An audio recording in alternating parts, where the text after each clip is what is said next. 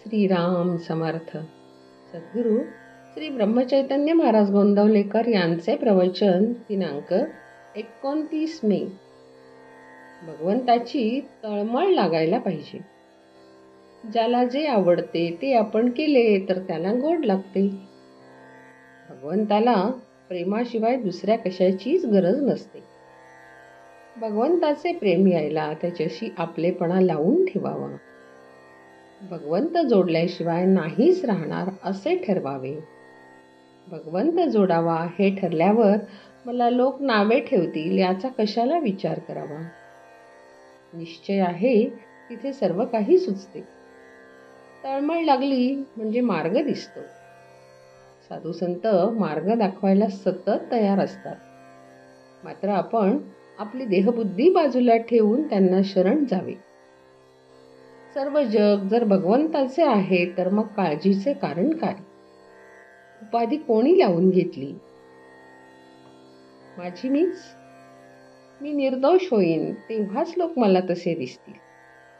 आपल्या सर्व अवगुणांना कारण म्हणजे मी रामाला विसरलो हेच आहे. परमात्म्याचा विसर पडतो हेच खरे पाप. कोणी पाहत नसेल तिथे आपण वाईट कर्म करतो.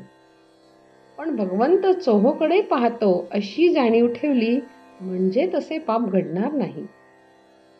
कोणतेही कर्म करताना फळाची आशा धरली तर ते घातक होते. ज्याने भगवंत जवळ आणला जातो ते चांगले कृत्य. स्नानसंध्या केली आणि व्यवहार खोटा केला तर त्या संध्येचा काय उपयोग? मनात कोणताही हेतू न धरता परमेश्वरावर श्रद्धा ठेवून वागावे. मन परमेश्वराला अर्पण करावे. ते दुसरीकडे गुंतवू नये. एकदा अर्पण केलेल्या मनाला जर पुन्हा विषयाचा आनंद झाला तर ते अर्पण झाले नाही असे समजावे.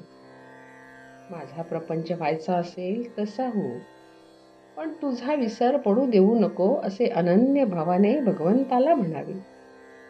प्रत्येक कृतीत मी भगवंताचा आहे ही जाणीव ठेवावी. पडत्या काळातही जो भगवंताचा होऊन राहतो त्याला कशाचीच भीती नाही वाटत. पांडवांच्या जवळ प्रत्यक्ष भगवंत असताना त्यांना किती संकटे सोसावी लागली. संकटे येऊ देऊन मग त्यातून बाहेर काढण्यापेक्षा भगवंताने संकटे टाळलीच का नाहीत याचे उत्तर देणे सोपे आहे. पुष्कळ वेळा आपल्यावर येणारे संकट कुणी टाळले तर ते संकट येणारच नव्हते असे आपण समजतो. खरे सांगायचे म्हणजे संकटे ही आपल्या कर्माचीच फळे असतात.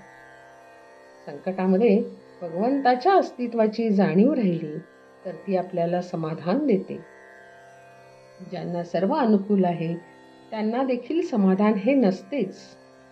म्हणून ज्यांना तितकी अनुकूलता नाही त्यांनी त्याबद्दल असमाधान ठेवण्याचे कारण नाही. कारण समाधान हे त्यामध्ये नाहीच नाही. असमाधान हा रोग सर्वांचा एकच आहे आणि भगवंताचे स्मरण हे औषधही सर्वांना एकच आहे. ज्याचे समाधान भगवंतावर अवलंबून आहे त्याचे समाधान कोणत्याही परिस्थितीमध्ये टिकेल. जानकी जीवन स्मरण. जय जय राम.